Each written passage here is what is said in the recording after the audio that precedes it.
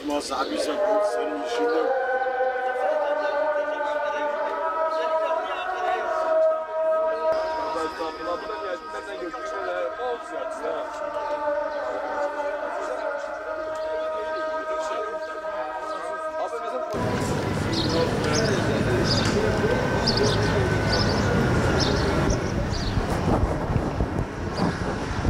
Öncelikle bütün Müslümanların Berat Gecesi'ni kutlarım. Bütün Müslümanlara hayırlı uğurlu olmasını dilerim. Bütün Müslümanların bugün oruç tutmasını dilerim. İbadet olarak Müslümanlar bol bol namazlarını kılsınlar. Böyle bir günde dualarını üzerimizden eksik etmesinler. Böyle bir günler olmasa zaten Müslümanlık da olmaz. Onun için böyle bir günlerin kıymeti bilmemiz gerekiyor. Camilerimizin kapanması bizim toplumumuz için iyidir. Bu hastalık için bir araya gelmemek için, bu hastalığı kapmamak için, yaymamak için kendi görüşüm olarak iyi görüyorum. Ama ibadetlerini yine evlerinde de yapabilirler. Camilerimizin bir köşesinde mutlaka açık olan bir yer vardır. Orada da yapabilirler. Müslüman olarak üzülüyoruz yani. Üzülmüyoruz değil. Türkiye tarihinde ki Ulu Cami bugün Diyarbakır'ın en büyük ve en eski tarihli bir camidir. Yaşım 60 civarındadır. Ben ilk defa görüyorum ki Ulu Cami'nin kapısının kapanmasını.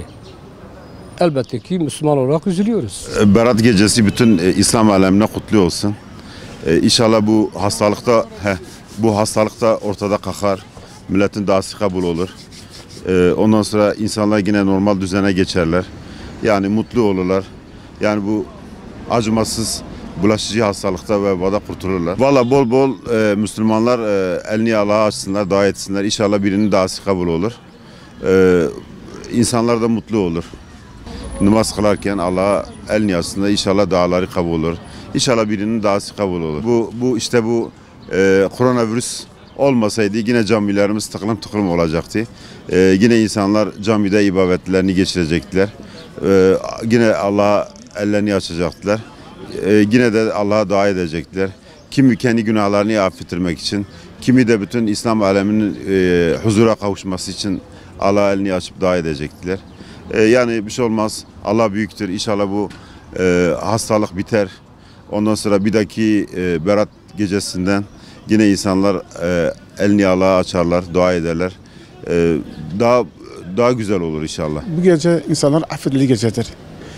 Zaten hadislerde bu geçiyor. Resulullah'ın da bu gece için özellikle oruçlu tuttuğunu bugün ve bu gece onun hayatında gelecek senenin kaderi bu gece belirleniyor. Hepimizin de böyledir. Hayırlı bir gecedir. Dua yapan ben defalarca yapmışım. Allah-u Teala kabul etmiş.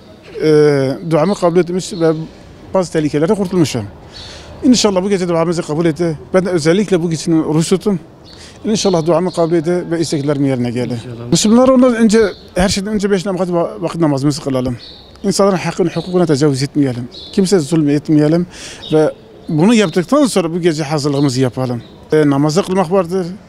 İnsanlara yaptığı haksızlıktan pişmanlık duymak da vardır. Allah'a karşı tövbe etmek de vardır. Ondan sonra dua edip elini semaya açacağız. Artık Allah-u Teala sabaha kadar bu gecenin 3'te 1'i duanın kabul edildiği dönemdir. Elimizi açarız. Artık Allah-u Teala teslim edeceğiz her şeyimizi. Şimdi bizi tabii üzüyor. İnsanların içine çıkamıyoruz. En kötü şeyi de camiye gidemiyoruz. Allah-u Teala bizi ikaz ediyor. Bakın kullarım diyor, cehennem var. Dünya cehennemi görüyorsunuz. Uyarıdır bu. Allah bizi ikaz ediyor. Tövbe edin, bana yönelin. Ama yapmazsak bunun sonucu kötüdür. Bak ölüm kapıdadır. Bu bir ikaz bizim için. Ama Allah'ın bizi camilerden kovması da bizim için bir ibret olsun. Görelim, bakın Allah bizi kovdu. Bize değil, siz bu mekanlara layık olun. Eğer layık olmazsanız bile kapıyı kapatılacak.